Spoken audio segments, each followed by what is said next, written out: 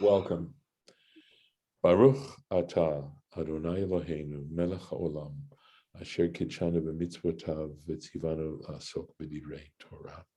And Amen. I may well have done this before, but I was meditating a little bit on this particular bracha, and any kind of bracha like this, where you say asher kitshanu b'mitzvotav, who has sanctified us, made us significant through his commandments, but just to realize that what we're doing has more significance to it than simply for its own academic interest.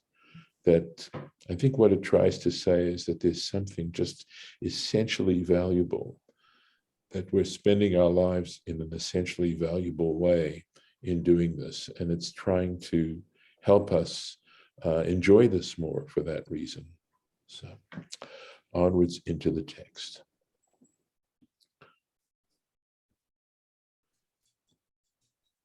So I do believe that there was a Rashi that I skipped yesterday, and because it's an interesting Rashi, and if I did it, please tell me.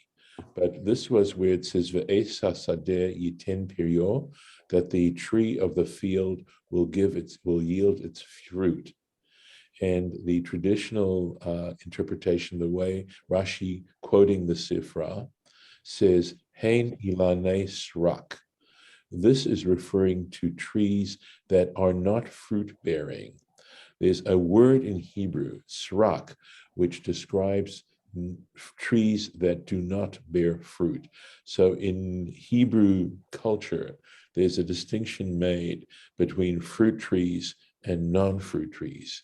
And the point about this blessing is that it's saying that these non-fruit bearing trees, that this Eitz Hasadeh is referring to such trees, va'atidim, and in the future, la'asot peirot, that they will bear fruit in the future.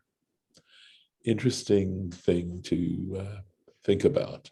I was also thinking back on the mention. Remember, we talked about demons and belief in demons.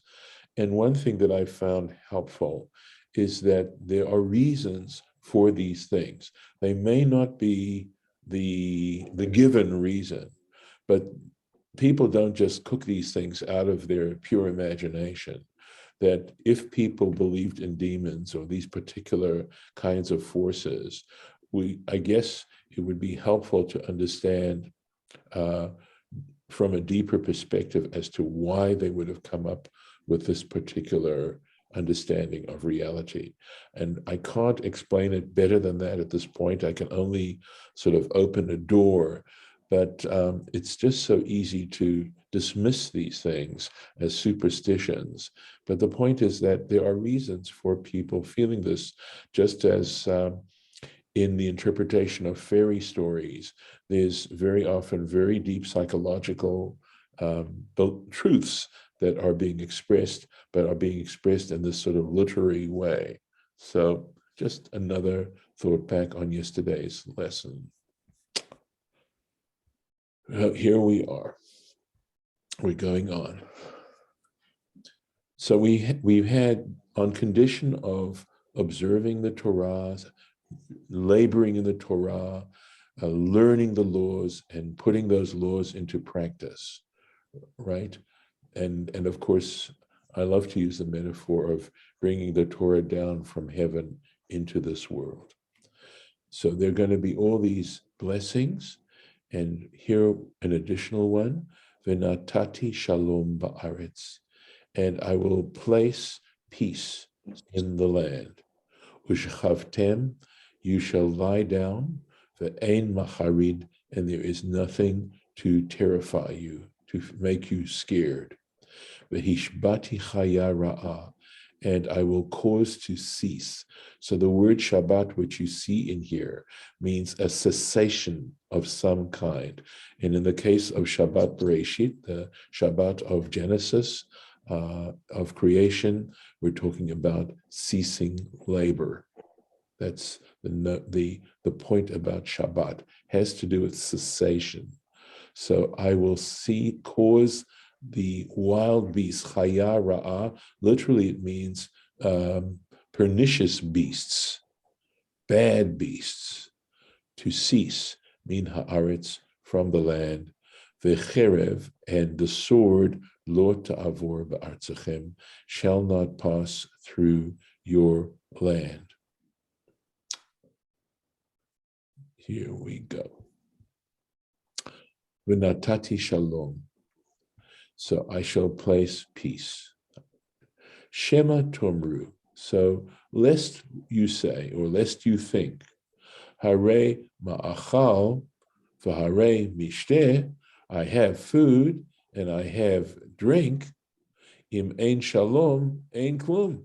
Well, if there's no peace, you can have all that stuff, but it doesn't really count for very much, if at all. Talmud Lomar, and for this reason, Scripture teaches, Hachar calls it, after all that God has promised in terms of prosperity in the land, V'natati shalom ba'aretz, and I shall give peace to the land. Mikan, and from this we can infer, Shehashalom shakul keneged hakol, that peace is equivalent to everything else, to everything. V'chein hu omer, and so it says in Isaiah, I believe, Oseh shalom, he creates peace, he makes peace, uvore et hakol, and creates everything. So you've got shalom on one side and hakol on the other, and just to explain how significant peace is. I will tell you that I have been thinking that in some ways, we've, of course, at least in America, Europe, England, etc., since World War II, have basically experienced peaceful times, certainly in compared to what went on during World War II.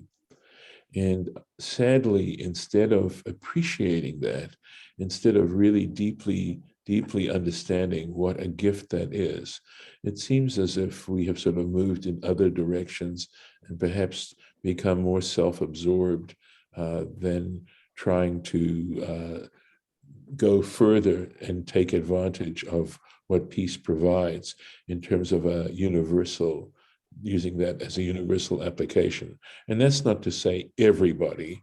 I'm just saying I'm looking at what's going on around us at this particular time, certainly politically, and just really wondering if for some reason we have to endure adversity to appreciate what we have. My mother had a proverb in Yiddish that she used to like, which was, when is the beggar happy? When he finds the object he's lost. So in other words, and of course, the implication is that we're all, in a sense, beggars. And the idea, of course, is that we don't appreciate what we have until we don't have it anymore. So I don't know. I mean, certainly I imagine some of you might want to comment on that. It's just a thought that's gone through my mind. I do have a one specific kind Sure. of question / thought. So when you say that we're living in peacetime, by we, you mean us right here on this? Yes. Because, certainly that's not true of a lot of the world. Yes, that's why I try to limit it to Europe and the United States, that at least North America. Or at least at least U.S. citizens in terms of global conflicts. Right. That we're directly involved with as citizens. Right. I was trying to be conscious of that, Lauren. Very narrow. It is narrow. Yeah. But what have we done with it? Right? I mean, because as the U.S., it doesn't mean we're not involved in conflicts, but is it hurting us, as the ones who are here in a direct everyday way? No, probably not most of us. Well, certainly in contrast to what was going on in what people were experiencing in World War II. That's sort of the contrast. Yeah, for us. For us, yes, absolutely, absolutely. So it went on to say, thank you. I really appreciate it. It's a very rough thought on my part. It's just sort of, in a way, a sad comment on human nature, that as to why, in some ways, why we need adversity. So going on, v'cherev lo ta'avor ba'artzachem, and the sword shall not pass through your land. So notice the phraseology here, how this is being said, because there are lots of ways in which this could have been said. And Rashi picks up again, quoting the Sifra, Ein tzarich lomar, okay, you don't have to say, in other words, it's obvious, he's saying, shelo yavo la milchama, that they're not going to experience war. Ella, but what this is actually saying is it's going beyond that. And it says, afilu la'avor derech artzachem. That is to say, even passing through your land, medina la medina. In other words, if a country is waging war against another country, they're not passing through your land in order to wage war. And in other words, the sword passing through your land, even if they're not there to wage war against you. And that's the degree in which they're trying to go this far, that this verse is trying to take it. Uridaftim et oivechem, you shall pursue your enemies, v'naflu lifnechem lecharev, and they will fall before you from the sword. V'radfu mikem, so that you shall, let's see, no, that's the next verse, forgive me. Here it is, lifnechem lacharev, before you by the sword. Ish becherev re'ehu. Interesting. So it seems to be saying here that they are, in other words, speaking about them in the third person, that what Rashi is saying is a man by the sword of his fellow. In other words, you're not going to have to lift up a thing. They're going to destroy each other. They're going to, they themselves are going to destroy each other. So you yourselves won't have to actually do anything. You'll pursue them, but they are going to destroy themselves. So, one moment, please.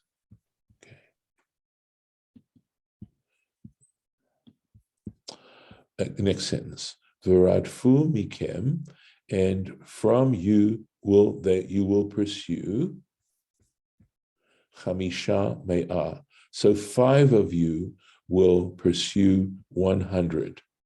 Ume'ah mikem rivava, and 100 of you 10,000. Your dofu will pursue.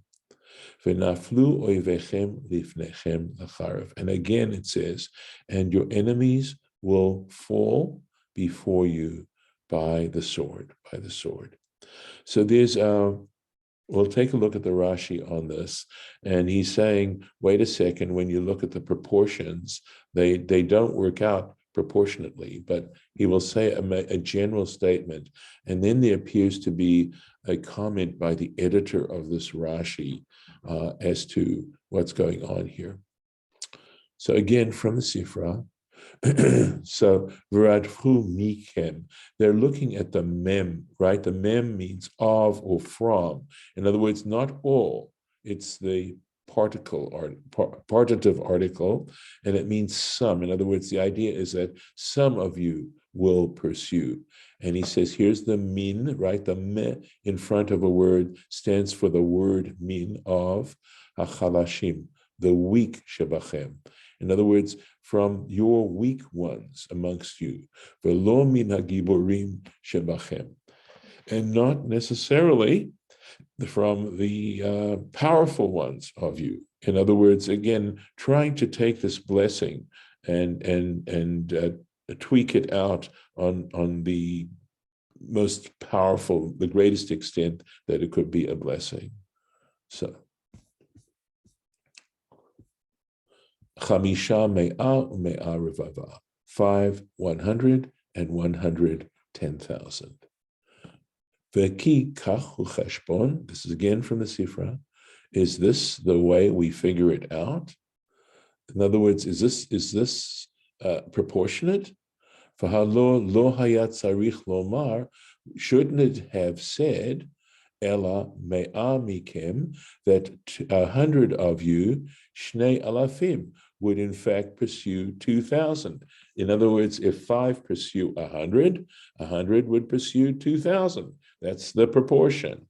Now, this whole little section here, you see now we go into this parentheses here, and this somewhat lengthy, let me see where it ends, goes on to, it ends right here. It's this lengthy explanation by an editor as to what this is talking about. And it's not easy to really understand, but I will do the best I can with you. So let me just skip it for a moment and finish up the Rashi, and then we can try and dive into it. Ela eino dome mu'atim. The point is this: even though it's not arithmetically proportionate, the truth is that few do not cannot be compared. Sorry, I'm going to finish the phrase.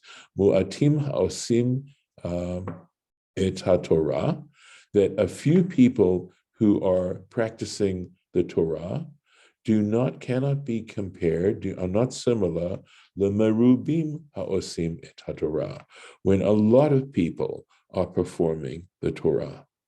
So we're talking about critical mass here. And that's how the Sifra explains the fact that it is not proportional. I'll finish the Rashi. V'naflu oivechem, etc., and your enemies shall fall. Sheyu noflim lifnechem, and again, it means they will fall before you, shelo kederech haaretz, meaning in an unusual way, not in a normal way, that you will have such success against your enemies. Now, let's go into this, see what we can do. So Yes. the you is mostly, it's personal. Well, it's to the Jewish It's people. group and personal, because if you take that, if that 5 of you, Right, those 5 who are following the law, right. or yes, or those 100 who are following the law. So it Mhm. can be not everybody. It Right, can be a group, a small group. It can be right, individual. It could be anything. right. I don't know that it necessarily, the fact that it doesn't say 1 and says 5, Correct. I think suggests that Okay. this kind of blessing, but thank you, Golda, for bringing this out. I really appreciate your doing Okay. that. Thank you. Of course, is the fact that, I mean, my sense of this, of course, is that as individuals, if we take this seriously, there's something very beautiful being promised to us. But it doesn't mean that it's going to operate on this kind of level. But that at least the good thing is that at least if five are together on practicing the Torah and supporting one another and encouraging one another and learning together and all this kind of thing, that it's quite significant. I mean, very significant. For an individual to do it and be the only one who's doing it would be a very difficult situation. Let me do the best I can with this, and here we go. Yesh medaktakim belashon Rashi. There are those who examine carefully Rashi's language. Shehu kamo kafel v'arichut, which appears to be redundant. Kafel means to double, right? V'arichut, and lengthy. In other words, that the way Rashi expresses this is not necessarily typical of Rashi. And so these people who were examining carefully Rashi's words were wondering why he chose these, why he appears to be redundant, and also why he uses so many words to describe what he wants to describe. Vechi kach hu chacheshbon. In other words, this phrase, they're quoting Rashi, the vechi chach hu chacheshbon. Why would Rashi have to have said, and indeed, is this the proportion, right? I mean, he didn't need to say that, right? V'halo lo haya tzarich lomar. He didn't have to say that at all. So why does he include those words That's what these people are trying to think about. Okay, and in a similar way, medaktakim kol gedulei hamafarshim, all the great commentators also examine carefully, right? V'chashuvehem belashon Rashi.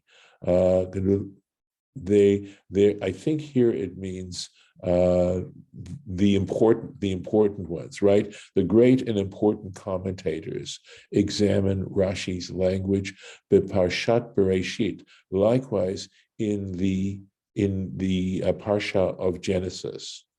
And again, he says, Lo hayat tzarich. Remember, the very, very first comment Rashi makes is, or it was not the very first, but it's later on in that first comment that Rashi makes on Genesis. Lo hayat tzarich la'atchil. He says, it didn't have to begin. Umatam patach, and going on to say, and for what reason does it start with? Okay. So in other words, this seems redundant and also unnecessary. Shegam ken kafal, because here too he is saying something twice. Let's see. Right. Ve'yein sham, and look carefully. He says he gives a reference to these commentators, be'yishuvam, in their explanation, I believe is what he's saying here. V'chan nira, in other words, back when they talk about Rashi saying these words back in Genesis.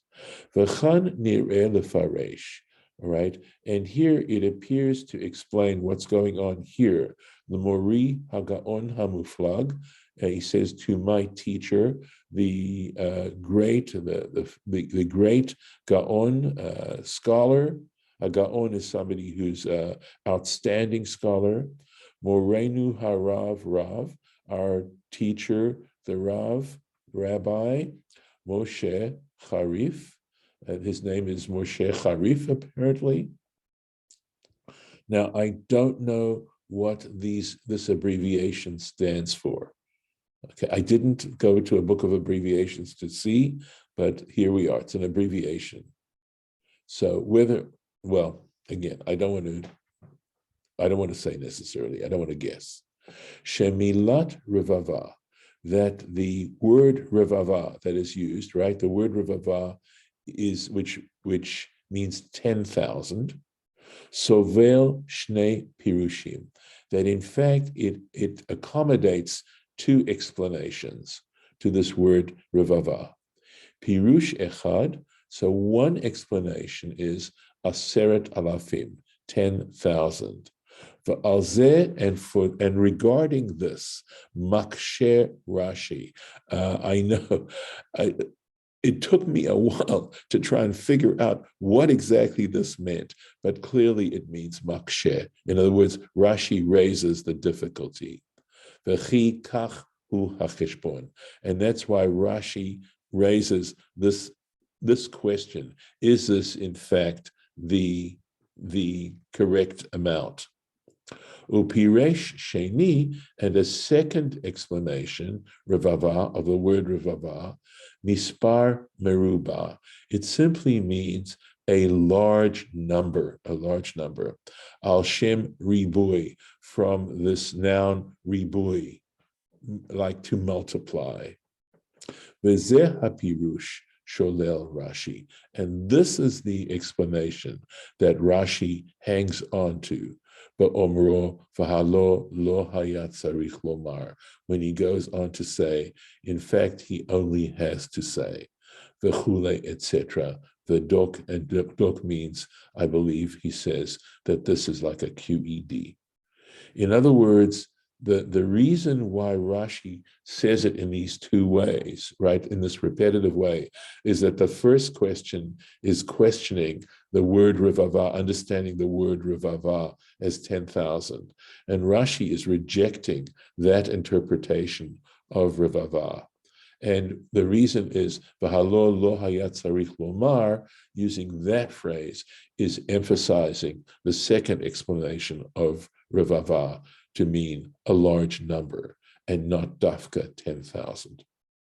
And then the rest of his comment flows. So this is actually a very insightful comment here as we sort of dig deep into how we want to understand this. And I'm going to stop here, and we'll hopefully continue tomorrow. And with this section. So right in there. Very good. I'm going to stop the share. And if any of you have any questions or thoughts about what we just did. Kathleen, do you have a question? You're muted, so we can't hear you. No, I'm just going over it again in my head. Okay. I know it was a little complex, but hopefully understandable. Yes. When All right. they have the curses, are we supposed to whisper those curses silently? Because if we say it out loud, something might happen. Is that right? I don't think that could be an explanation, Harlan. Okay, so just to give a fuller interpretation of what you just, I believe, are trying to say, is that when you do the public reading of the Torah, right, the Torah reader is supposed to drop his or her voice and go quickly over these words. I think my understanding is more out of respect for the congregation, that because these are such harsh words, you don't want to emphasize them, and you don't want to insult the congregation. So I believe that that's the reason we're doing it that way, and not because we feel that if we say it out loud, it's going to come to be. I don't believe that's the reason. I really do believe it's simply a way of respecting the congregation and being in a holy service and a holy place. And these are people who are willing to come and hear it, and listen to it, etc. So it's a good question, Harlan, because again, there are reasons why people do things. So I'm going to stop the recording. And